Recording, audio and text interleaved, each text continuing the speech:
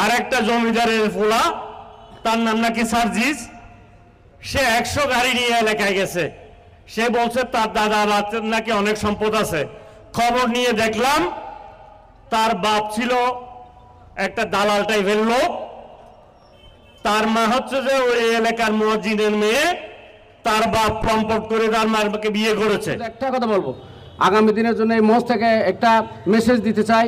সেই মেসেজটা হচ্ছে আপনার এই আমরা যেমন 14-15 বছর পরে ঈদ করেছি, সামনে একটা ঈদের জন্য অপেক্ষা করতেছে, সেটা হচ্ছে নির্বাচন।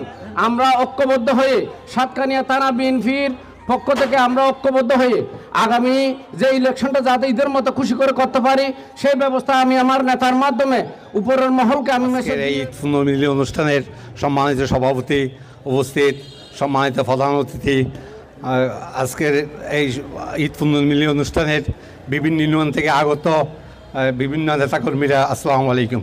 আমি আমার বক্তব্য দীর্ঘ না করে আপনাদের সবাইকে ঈদের শুভেচ্ছা জানিয়ে আমি বক্তব্য শেষ করলাম।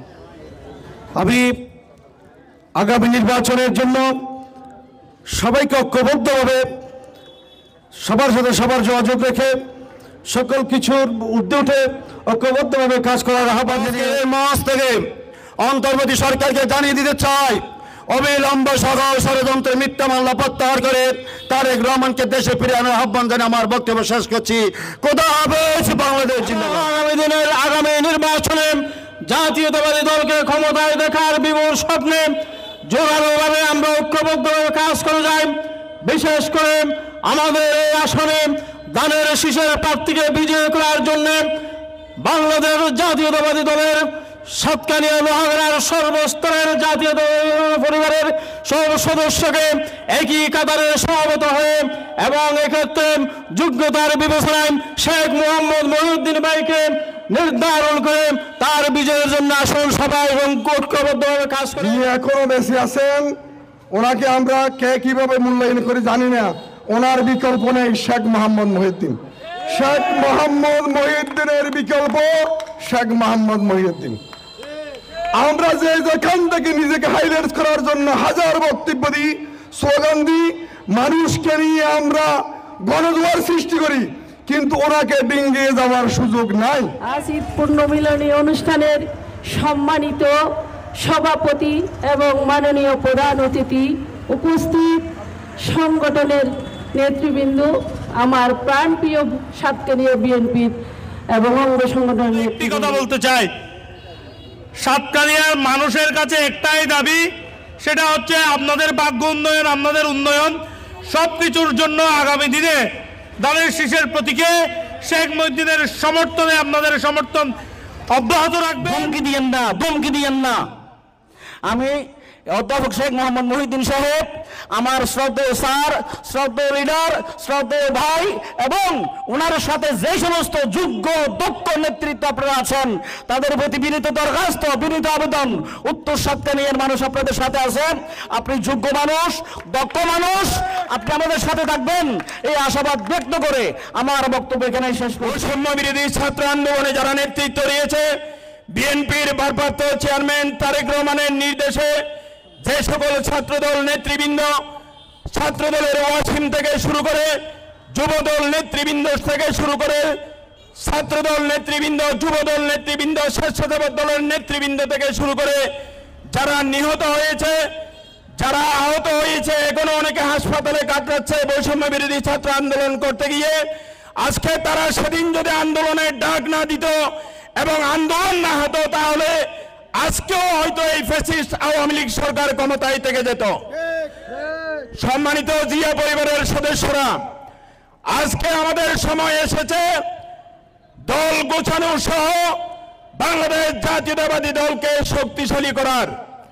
সামনের আসনে এখানে যারা এসেছেন, আপনারা জাতীয়তাবাদী দলের 17 বছর ধরে আওয়ামী লীগের নির্যাতনের বয়ে, আওয়ামী লীগের মামলার বয়ে, আওয়ামী লীগের হামলার বয়ে আপনারা জাতীয়তাবাদী দল ত্যাগ করেন নাই। একটি কারণে আপনারা দেশনেত্রী বেগম খালেদা জিয়াকে ভালোবাসেন, আপনারা তারেক জিয়াকে ভালোবাসেন, আপনারা বীর মুক্তিযোদ্ধা শহীদ প্রেসিডেন্ট জিয়াউর রহমানকে ভালোবাসেন। সম্মানিত জাতীয়তাবাদী পরিবারের সদস্যরা, ফ্যাসিস্ট আওয়ামী লীগ সরকার ওবায়দুল কাদের প্রায় সবাই বলেছিল এই বাংলার জমিন থেকে জাতীয়তাবাদী দল নিশ্চিহ্ন হয়ে যাবে। আপনারা সামনের আসনে যারা আছেন তারাই জাতীয়তাবাদী দলকে টিকিয়ে রেখেছেন। আপনারা কোন ধরনের মুনাফিকি করেন নাই, আপনারা আওয়ামী লীগের সাথে আঘাত করেন নাই, আপনারা দলের শেষকে ভালোবাসেন। আপনাদের মনের মধ্যে বিশ্বাস করেছিল একদিন খালেদা জিয়া জেল থেকে বের হবে। ছাত্র জনতা সকল রাজনৈতিক দল একত্রিতভাবে গণ আন্দোলনের মাধ্যমে এই ফ্যাসিস্ট সরকারকে পালিয়ে যেতে বাধ্য করেছিল। এদেশের মানুষ প্রত্যক্ষ করেছে, সারা বিশ্বের মানুষ প্রত্যক্ষ করেছে এই ফ্যাসিস্ট হাসিনা সরকার এবং বাংলাদেশ আওয়ামী লীগের সকল নেতা কর্মী কিভাবে দেশ থেকে পালিয়ে গেছে। বলে বিএনপি এত বেশি ভোট চাই কেন? আমরা তো আন্দোলন করেছি ভোটের জন্য, একটা তত্ত্বাবধায়ক সরকার গঠন করার জন্য, নাকি অন্য কিছুর জন্য আন্দোলন করেছি?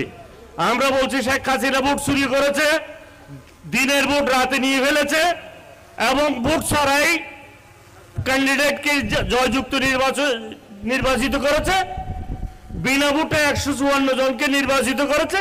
সেই জন্য আমরা চাইছি একটা ইনক্লুসিভ নির্বাচন। এই নির্বাচনের জন্য আমরা একটা ইনক্লুসিভ নির্বাচনের জন্য তত্ত্বাবধায়ক সরকারের জন্য আমরা 17 বছর আন্দোলন করেছি। আন্দোলনের ফসল এই সরকার। তো এই সরকারের কাজ কি? নির্বাচন দেওয়া না? তো সেই নির্বাচনে তো আমরা যাচ্ছি। কিছু ফলাফাইন, আমাদের ফলাফাইন জুলাইয়ে 36 দিন আন্দোলন করে তারা মনে করছে আমরা মনে হয় দুনিয়া জয় করে ফেলেছি, দেশ স্বাধীন করেছি।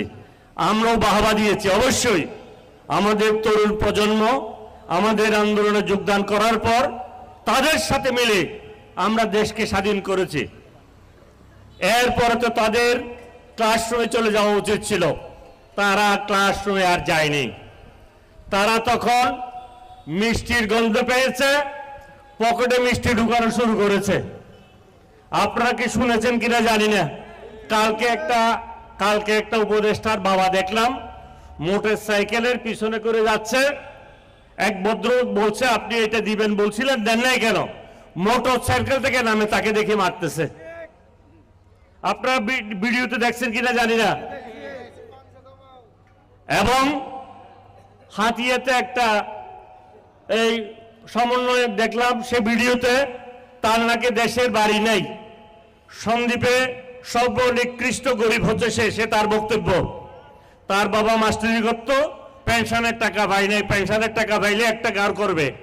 কিন্তু কয়েকদিন আগে দেখলাম সে প্রাডু গাড়িতে করে এলাকায় গেছে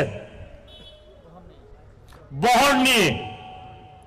আর একটা জমিদারের ফোলা, তার নাম নাকি সার্জিস, সে 100 গাড়ি নিয়ে এলাকায় গেছে। সে বলছে তার দাদা বাচ্চার নাকি অনেক সম্পদ আছে। খবর নিয়ে দেখলাম তার বাপ ছিল একটা দালাল টাইপের লোক, তার মা হচ্ছে যে ওই এলাকার মুয়াজ্জিনের মেয়ে, তার বাপ প্রম্পট করে তার মাকে বিয়ে করেছে। 1 বিঘার মতো জায়গা আছে